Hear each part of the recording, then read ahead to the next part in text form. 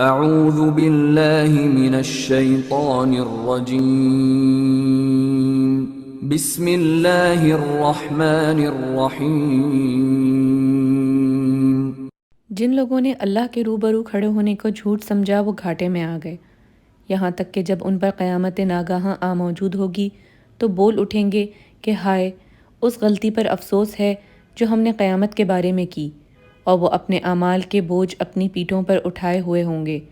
دیکھو، جو بوجھ یہ اٹھا رہے ہیں بہت برا ہے، اور دنیا کی زندگی تو ایک کھیل اور مشغلہ ہے، اور بہت اچھا گھر تو آخرت کا گھر ہے، یعنی ان کے لیے جو اللہ سے ڈرتے ہیں۔ کیا تم سمجھتے نہیں؟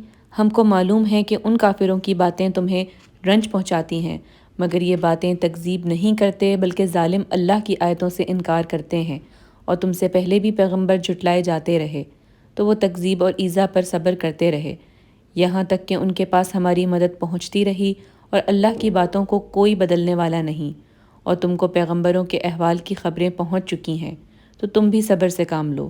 اور اگر ان کی روگردانی تم پر شاق گزرتی ہے تو اگر طاقت ہو تو زمین میں کوئی سرنگ ڈھونڈ نکالو یا آسمان میں سیڑھی تلاش کرو، پھر ان کے پاس کوئی معجزہ لاؤ، اور اگر اللہ چاہتا تو سب کو ہدایت پر جمع کر دیتا، پس تم ہرگز نادانوں میں نہ ہوگے۔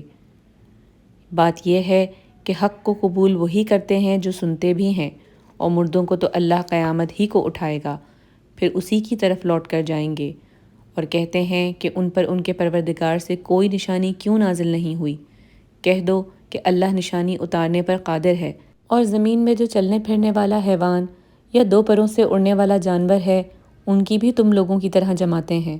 ہم نے کتاب یعنی لوح محفوظ میں کسی چیز کے لکھنے میں کوتاہی کی نہیں، پھر سب اپنے پروردگار کی طرف جمع کیے جائیں گے۔